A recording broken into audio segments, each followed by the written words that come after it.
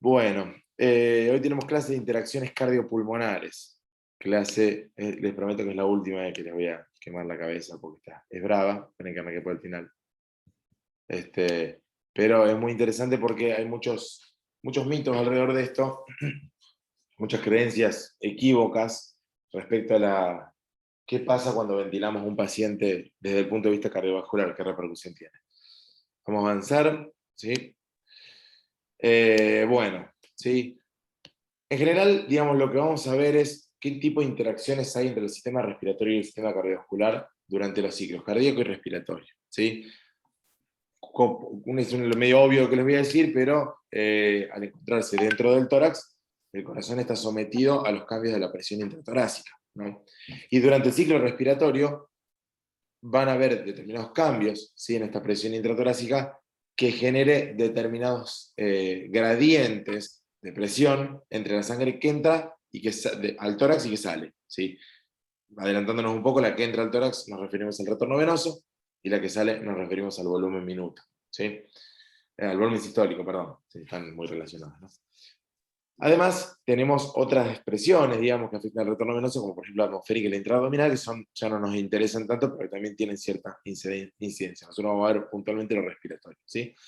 Y hay determinados conceptos que vamos a tener que retomar desde la fisiología cardiovascular, que son la precarga, la poscarga y la contractilidad, ¿sí? Pues son aquellos que se ven afectados durante los cambios de presión intratorácica, ¿sí?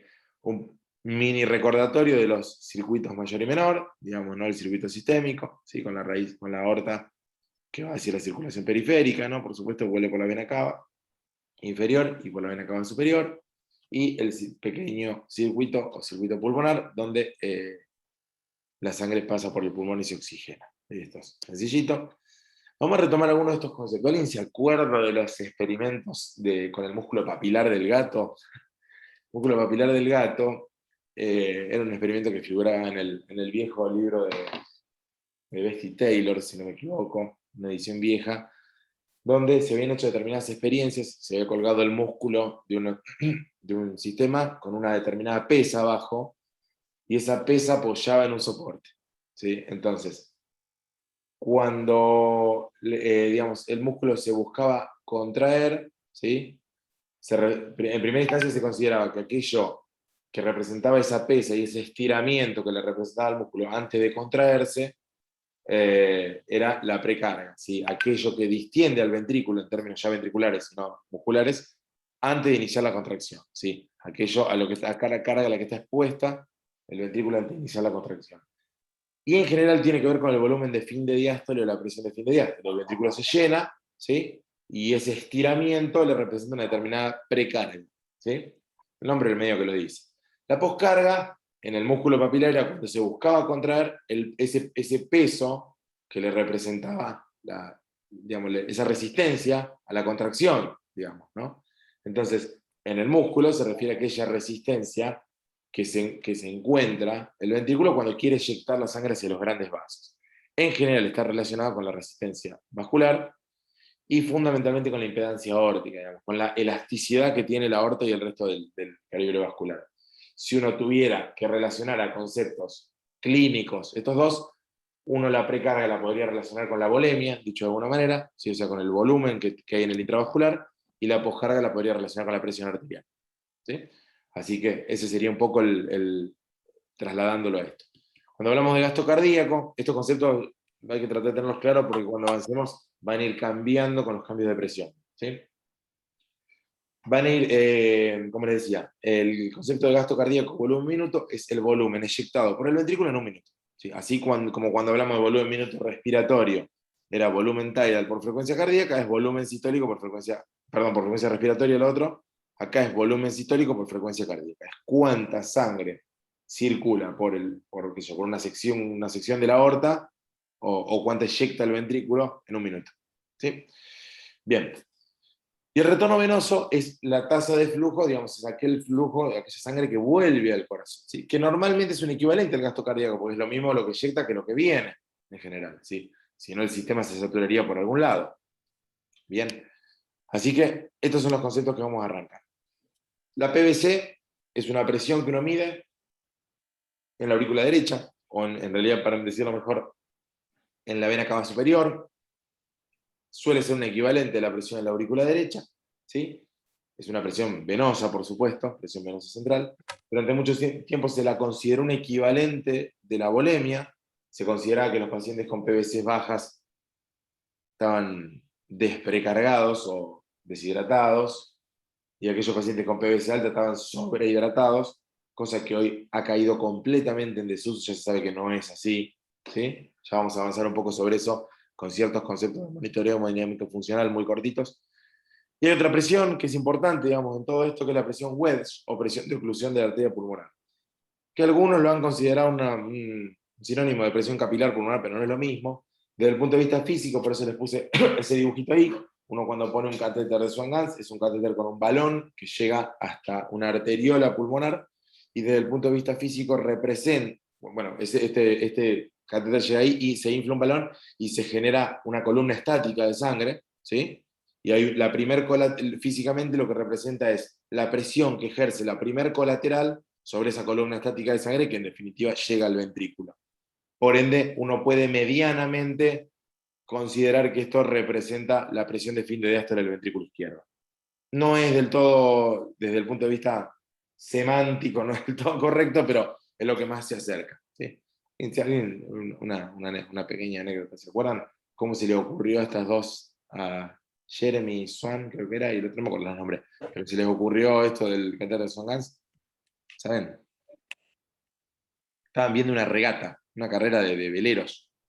Entonces estaban pensando cómo medir la presión de fin de diástole del ventrículo. Y dijeron, claro, no tenemos que llegar al ventrículo, tenemos que meter algo en el torrente vascular y largarlo en el torrente que lo lleve hasta donde llegue, para tratar que llegue hasta el ventrículo. Eso hicieron, armaron un sistema que empleaban un baloncito y lo largaban que lo lleve el flujo. Hoy está medio en desuso el Swan-Ganz, pero es una presión que de repente nos interesa para entender. Y acá hay un concepto que lo planteó Guyton, el del libro de fisiología. Le hago una pregunta. Vamos a suponer que una persona, yo me muero ahora, ¿sí? Y justo tengo puesto una vía central. Yo muerto. Viene alguien y me conecta a un transductor de presión. ¿Qué presión tengo, qué presión venosa central tengo después de muerto? ¿Cero? No. ¿Quién dijo no? A ver.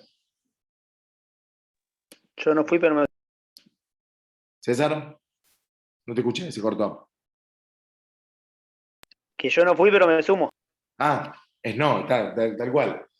¿Por qué Yo no? también. Porque todo tubo que tiene un líquido adentro tiene una determinada presión hidrostática, ¿sí? Que ejerce el líquido sobre las paredes, ¿sí? Y que por ende no es cero. Para que sea cero tendría que estar vacío, o bien colapsado. En realidad el colapso está más pensado en las presiones negativas. Esta presión, Guyton la denominó presión de llenado sistémica media, ¿sí? Es una presión que tiene el sistema vascular de reposo, dicho de alguna manera, ¿sí? Y que está principalmente determinada por los vasos de capacitancia, por los vasos venosos. O sea, el gran porcentaje de sangre que tenemos en el cuerpo está en las venas, ¿sí? Groseramente, ¿sí? Y la capacitancia del sistema vascular está determinada como 19 veces más por las venas que por las arterias. Entonces, si bien las arterias son vasos de alta presión, las venas lo son de poco, y la mayoría de la sangre está ahí. Y esa sangre que está ahí tiene una determinada presión hidrostática, ¿sí? Que la tiene incluso en reposo, en el sistema en reposo. Y Guyton le denominó esto presión de llenado sistémica media. Por ende empezó a plantear una cuestión, digamos, ¿no? Empezó a plantear que el retorno venoso, o sea, la llegada de la sangre al corazón desde esos vasos de capacitancia, dependía de este equilibrio, ¿sí? Cuando hablamos, siempre tengan en la cabeza la ecuación de flujo, que se las digo siempre y la vamos a usar en el, digamos, tanto en lo respiratorio como en lo hemodinámico. Flujo igual diferencia de presiones sobre resistencia. Si uno trasladara estas presiones a ese retorno venoso, que es lo que más nos interesa en este momento, uno debería decir que la presión 1 es la presión de llenado sistémica media y la presión 2 es la presión en la aurícula derecha. El equilibrio de presiones que hace que la sangre vuelva al corazón es la presión que tienen los vasos venosos en relación a la de la aurícula derecha. Por ende, vemos esa curva de ahí. En la medida que la presión en la aurícula derecha aumenta, el retorno venoso va disminuyendo. ¿Sí? ¿Entienden? Y esto ni les mencioné la resistencia, pues la resistencia venosa es nada, no existe, digamos, muy poquito, ¿sí? O sea que no tiene demasiada relevancia. Bien, vamos de a poco y lo vamos complejizando, nos vamos metiendo más.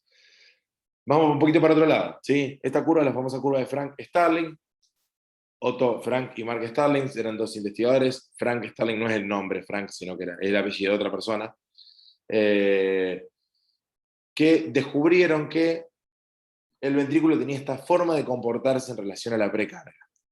Tiene una capacidad de adaptación el ventrículo izquierdo, derecho también, pero que lo que hace es lo siguiente: a medida que yo lo voy llenando más, va desarrollando más contractilidad. El mecanismo que subyace dentro de esto es la superposición de los miofilamentos de actina y miosina. Para los que se acuerdan de histología, la contracción del músculo depende del batido que hacen las cabezas de los filamentos de miosina, que arrastra, digamos, a los filamentos de actina. Entonces, se van superponiendo estos filamentos y cuando se contraen digamos, se contrae el músculo es porque está haciendo este efecto tipo de cizallamiento que lo generan las cabezas de miosina consumiendo ATP. ¿Cuál es el tema? Hay un punto óptimo de superposición de los miofilamentos en el que todas las cabezas de miosina están superpuestas y este grado de superposición es el ideal. Por ende, cuando el ventrículo se va dilatando, se van superponiendo más, el ventrículo se va contrayendo con más fuerza, ¿sí? Porque tiene mayor superposición de miofilamentos, hasta que en un momento uno se pasa de este punto y ya se pierde esa contractilidad, ese incremento de la contractilidad. Eso es esa curva que ven acá, esa curva de volumen sistólico en relación a la precarga, es la que representa el inotropismo. Fundamentalmente la pendiente de esta curva representa el inotropismo, ¿sí? En general, el paciente normal es un paciente que va respondiendo al volumen, uno le va agregando volumen, el ventrículo se llena más, aumenta la precarga, y cuanto más, ¿cuál es el fundamento fisiológico de esto? Que si recibe más sangre, eyecte más, ¿sí? Cuando la cosa no funciona, al no poder eyectarla, aumenta las presiones y ahí tenemos un cuadro de insuficiencia cardíaca. Bueno, el paciente con insuficiencia cardíaca se le empieza a caer esta curva, ¿sí? Y no puede responder de la misma manera aumentando el volumen sistólico en relación a la precarga, y ahí aparecen todas las manifestaciones. Aumenta la presión venosa, se inundan los pulmones, edema de pulmón y demás. ¿Sí? Bien, entonces, tenemos que la precarga, vamos a empezar a conectar los conceptos. La precarga está relacionada al retorno venoso, que el retorno venoso está relacionado a este gradiente de presiones que hablábamos, que era la presión de llenado sistémica media relacionada a la presión en la aurícula derecha. Y tenemos que esa precarga se conecta al inotropismo. Por ende, si tenemos mayor delta de presiones, tenemos mayor retorno venoso, y tenemos mayor retorno venoso, tenemos aumento de precarga, si tenemos aumento de precarga, el corazón responde con aumento del inotropismo. Hasta ahí vamos, me parece. Me frenan, ¿eh? Ahora vamos a meter un condimento más, hasta que la ensalada esté bien jugosa. En la primera clase de fisiología respiratoria, segunda clase, fue la fisiología respiratoria, hablamos de las áreas de West. Esto es súper importante acá. El pulmón, por efectos gravitacionales, tiene un área número 1, 1, 2 y 3 se llaman, ¿sí? En la zona del ápice, donde la presión alveolar, les voy señalando acá, supera la presión arterial y la presión venosa. Por ende, esa presión alveolar hace que haya un colapso vascular, comprime al capilar, ¿sí? Entonces esto funciona como espacio muerto fisiológico. Si vamos bajando, la presión arterial ya es más alta que la presión alveolar. Entonces, de alguna manera, ya tenemos que la presión acá arterial es mayor que la alveolar, pero la alveolar sigue siendo mayor que la venosa. Esto lo vamos a ir toqueteando ahora, pero vamos de a poquito. Vamos a describir las áreas de West más. Y en las áreas 3, que son las áreas mejor perfundidas, ambas presiones vasculares superan al alveolar, ¿sí? No significa que vayan a colapsar el alvéolo, ¿sí? Pero, digamos, permiten que haya un flujo libre de la compresión extrínseca que puede generar la presión circundante, ¿sí? La presión del alvéolo. ¿Bien? Quedémonos con esto por ahora. Y ahora vamos acá. Vamos a imaginarnos lo siguiente, ¿sí? Este es un fenómeno que se llama cascada vascular, que es exactamente el fenómeno que se dispara cuando conectamos paciente a un respirador. Salgamos del pulmón. Salgamos, vamos a lo... Esperen que quiero ver que viene después, a ver cómo lo engancha. Allá. Salgamos del pulmón. Vamos a pensar en un sistema cerrado, experimental, si quieren, con una presión 1, una presión 2, ¿sí? Y una resistencia. Ahí está en el medio la famosa ecuación de flujo, ya repodrido con la ecuación de flujo. Acá el flujo depende de la presión 1 y la presión 2, ¿sí? Sobre una determinada resistencia que es la que me ejerce el cañito ese, si quieres. Entonces, en un determinado momento, ¿esto a qué se parece de las áreas de West que hablábamos recién? Esto vamos a suponer que está dentro de un sistema con un gas en suspensión, ¿sí? Acá. Esto se parece a un área West de 3, a una área de 3 de West, ¿sí? Donde la presión arterial y la presión venosa son altas, ¿sí? Y esta más o menos, ¿sí? Esta es una presión normal, pero la sangre circula por acá. Bien, en un determinado momento, vamos a suponer que o yo le saco líquido a estos dos, o le empiezo a aumentar la presión de este gas. ¿Qué va a pasar ahí? Juli, estás muteado. Te veo hacer la mímica, pero no decís nada. Y va a buscar el colapso, digamos, va Tal a cual. bajar el flujo. En la medida que esta presión supere la presión venosa, se va a presentar un momento de cierre crítico acá. Va a haber un punto crítico de cierre en el cual esta ecuación de flujo, ya la presión 2 no sea la venosa, sino que sea la presión extrínseca. ¿Me explico? La sangre va a circular, o el líquido va a circular, en función de que la presión de esta presión extrínseca. Cuanto más apriete, más lo va a colapsar, menos flujo va a haber. Cuanto menos lo apriete, más flujo va a haber. ¿Sí? Y si lo aprieta, ¿quién está con los micrófonos? Y si, digamos, si de repente empieza a bajar esa presión, la sangre circula con normalidad.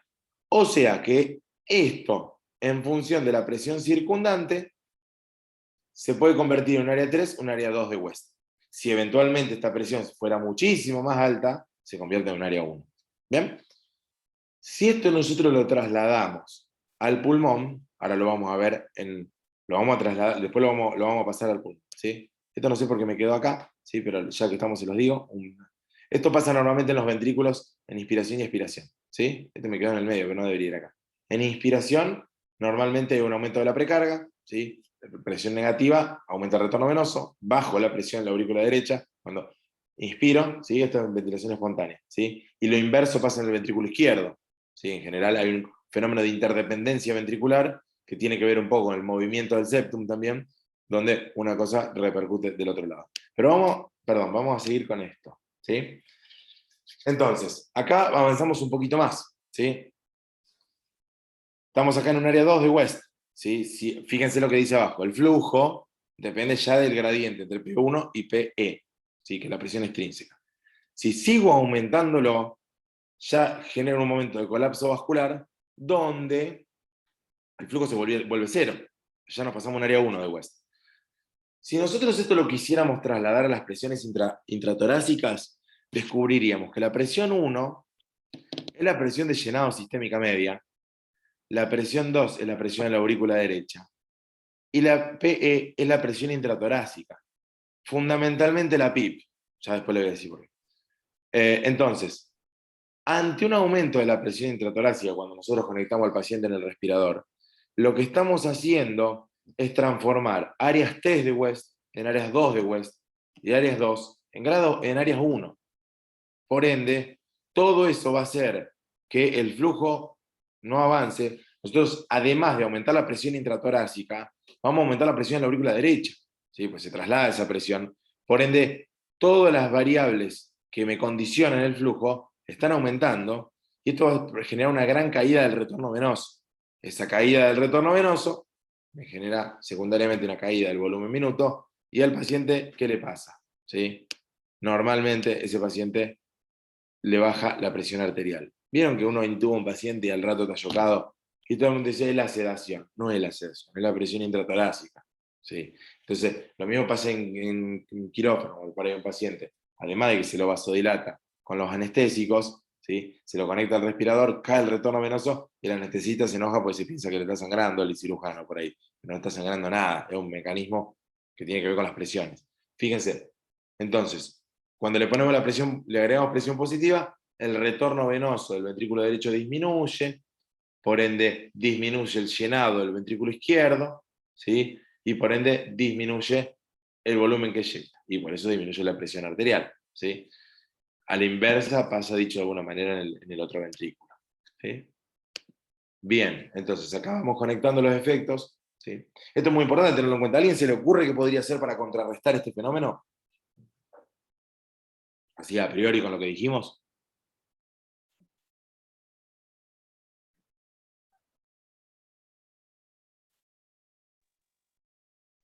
Expandir al paciente. Sí, señor, esa es la respuesta. Si uno acá, digamos, esta presión no la puede disminuir, o la presión, o sea, la puede limitar, decir, che, pará, no me suba más la PIB de 14, 15, porque se queda sin retorno venoso y se choca, ¿sí?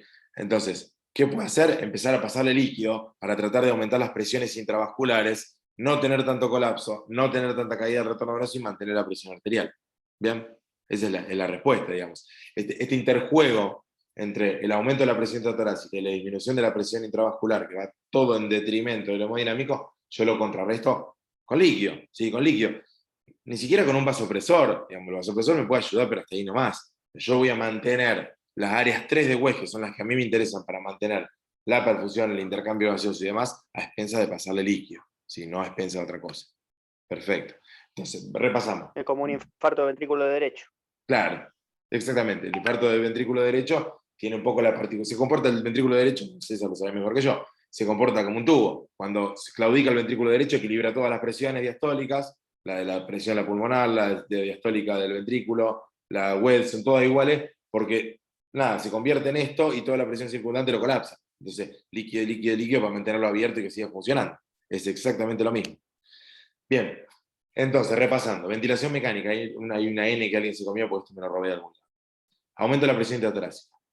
Disminución de la precarga del ventrículo derecho. Disminución de la eyección, por ende le llega menos al otro ventrículo, en el circuito que planteamos. Menor volumen sistólico, menor presión arterial y presión de pulso. Ahí está la explicación de que el respirador choca a los pacientes. ¿Sí? Más a altas presiones, por supuesto. ¿Sí?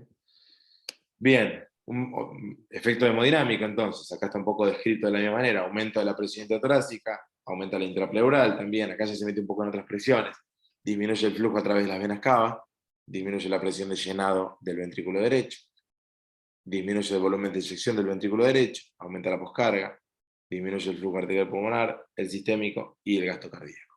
¿Bien? Lo mismo, ¿sí? Un repasito. ¿Sí? ¿Qué pasa con cada uno de los ventrículos? Después, si quieren, vuelvan a mirar, pero no deja de ser más que lo mismo. ¿Se entiende? Esto, la clase de 10, cortita igual, porque esto es lo más importante que entiendan. Bien, a la inversa, tengo que entender lo que pasa cuando yo lo saco al paciente del respirador. ¿Sí? Yo le saco el respirador, ¿sí? Aumenta el trabajo respiratorio, disminuye la presión intratorácica. Al disminuir la presión intratorácica, aumenta el retorno venoso, ¿sí? Al aumentar el retorno venoso, tiene que aumentar el inotropismo, ¿sí? Aumenta el gasto cardíaco también, ¿sí? En general aumenta el tono simpático, empiezan a descargarse catecolaminas, esas catecolaminas le generan aún más aumento del trabajo cardíaco, ¿sí? Ese aumento del trabajo cardíaco, por el aumento del retorno venoso, por la descarga catecolaminérgica y demás, lo que hace es que a veces el ventrículo claudique. Cuando claudica, empieza a aumentar más aún la presión de fin de diástole del ventrículo. Aumenta edema de pulmón, falla, lo tenemos que reintubar. ¿Sí? Se arma un círculo vicioso del que no salimos. Entonces, así como le disminuimos el retorno venoso al paciente, cuando le ponemos la ventilación mecánica, ojo cuando se la sacamos porque es una prueba con volumen. ¿Sí? Es como pasar una expansión de líquido. ¿Sí? ¿Se entiende? Entonces, ojo con este asunto. Ahora nos vamos a meter un poco en lo que viene después con lo de la expansión de líquido. ¿Qué puede hacer uno? Todavía no tuvimos la clase de Winning, pero ¿se puede de alguna manera predecir lo que va a pasar? Esto desde lo intuitivo, digamos, ¿no? ¿Puede hacer alguna pruebita antes de sacar el tubo? Utilizar el tubo en T. Medir la PVC. La PVC es para discusión, porque ahora vamos a meternos ahí. Me gustó más lo que dijo Emma, ¿sí? Ponerlo en tubo en T, porque cuando lo pongo en tubo en T, que es respirar solo, le saco las presiones positivas.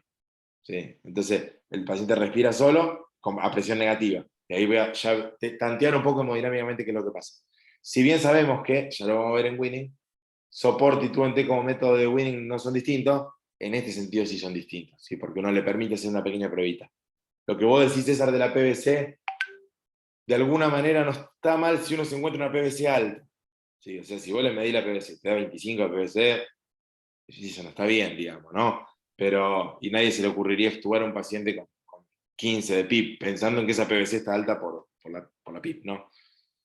Normalmente cuando uno mide la PVC en un paciente ventilado, tienes que restarle la PIB a eso. Si uno tiene, o sea, la PIB me condiciona esa PVC. Si uno mide 20 de PVC y tiene 10 de PIB, en realidad es 10, o hay 10 que son de la PIB. O sea, midiendo la presión torácica es toda la misma. Entonces, uno podría utilizarlo como predictor si está alta. Si no está alta, no me sirve mucho porque en realidad sabemos que la PVC no es un medidor de volumen intravascular y por ende no me permite predecir la respuesta a volumen de los pacientes. Eso es para un curso de shock, ¿no? Bien, avanzamos. Bueno, y ahí nos metemos un poco en esto, ¿sí? De acá se desprende una cuestión, que es el monitoreo hemodinámico funcional. Lo engancho con lo que venía diciendo recién. Hace muchos años, unos 10, 15 años, dos investigadores que están muy atrás de la hemodinámica, que se llaman Jean-Louis Teboul y el apellido del otro es Osman, pero no me acuerdo el nombre, hicieron un trabajito muy interesante donde tomaron las presiones intravasculares, fundamentalmente la PVC y la WEDS, y a todo un grupo de pacientes le pasaron un desafío con volumen, le pasaron líquido. Entonces, lo que ellos planteaban es, pacientes con PVC baja van a responder al volumen, pacientes con PVC alta no me van a responder. Y bueno, cuando fueron a ver los resultados, medían el volumen minutos, medían con un Songans, ¿no? A ver si respondían y planteaban una respuesta significativa. Cuando fueron a mirar, descubrieron que había un grupo de pacientes, había 4 grupos de pacientes. Uno eran los de PVC baja, respondían al volumen, fantástico, lo que se imaginaban. Otro eran los de PVC altas, no respondían a volumen. Bueno, estamos en lo correcto. Y después encontraron que había pacientes con PVC muy baja, cercanas a 0, que le pasaban líquido y el líquido no les hacía absolutamente nada, no respondían. Y había, más llamativamente, pacientes con 25 de PVC que le pasaban líquido y respondían. Entonces dijeron, che, esperen un poquito porque acá hay un problema. No nos están sirviendo las presiones estáticas intravasculares para predecir la respuesta a volumen. ¿Sí? ¿Por qué no nos sirven? Porque en realidad uno no sabe, estoy yendo para atrás de no se me descontrola la computadora, en qué zona de esta curva está. ¿Sí? Hay pacientes que pueden responder y hay pacientes que no, y el rango de PVC en el que responde no es variable para cada paciente, especialmente cuando están en ventilación mecánica.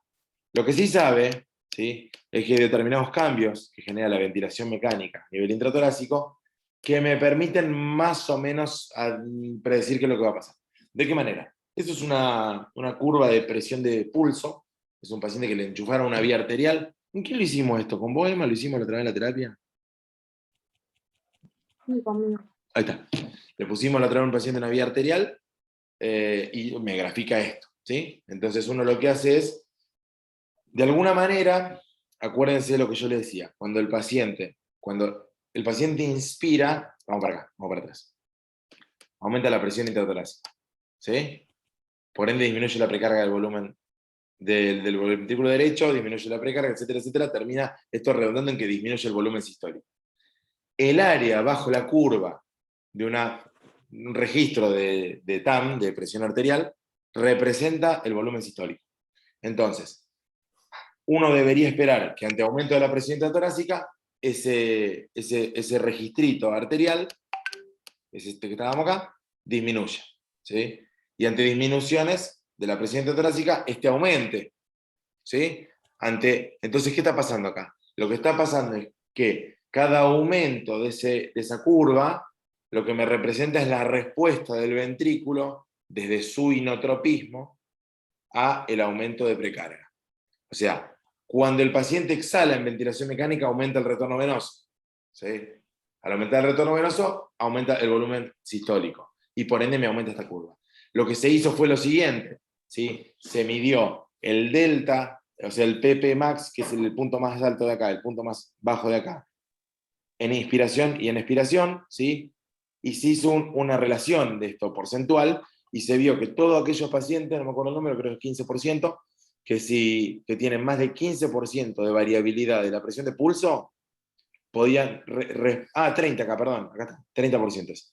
Todos aquellos pacientes que tienen más de 30% de variación de la presión de pulso, eran pacientes que respondían a la administración de volumen, y los que no lo hacían, los que tenían menos, no respondían.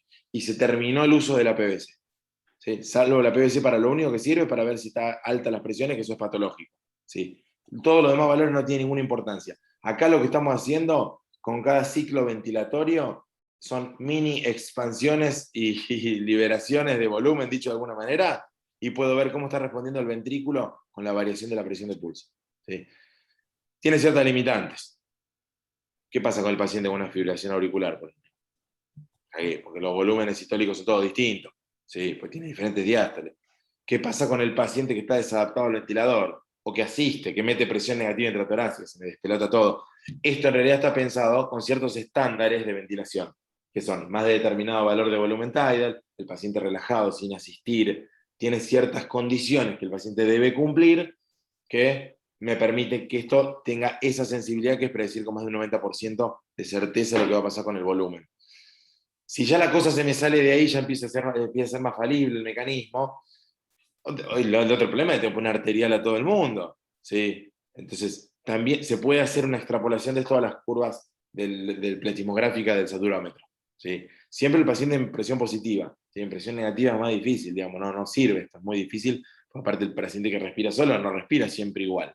Pero sepan que estos son pequeños cambios en el retorno venoso que me representan pequeños cambios en el inotropismo y en el volumen sistólico, ¿sí? Que a mí me permiten saber dónde está parado el paciente. A veces uno lo ve a simple vista en el monitor, y a veces si no pausa el monitor, mide acá en centímetros, en lo que sea, total es un porcentual, y hace los cálculos y lo sabemos. Nosotros lo hicimos la otra vez ahí con Emma que le decía, hay que tener un transductor de presión, hay que tener una serie de cosas. Pero se ven perfectamente en el monitor los cambios en el sistema vascular. Preguntas. Es cortita la clase de hoy porque es medio rebuscado el asunto. Gaby, Sí, ahí cuando hablabas de las, ya me perdí, pero hablabas de la presión, no sé si dijiste sistólico, contracción, te quise preguntar si era derecho o izquierdo lo que estabas hablando y seguiste muy entusiasmado y no llegué a pescar si era sistólico derecho o izquierdo de lo que no sé estabas hablando. en qué parte, César, ubícame. Recién al final de lo que estabas hablando de este tema de la diferencia del 30%.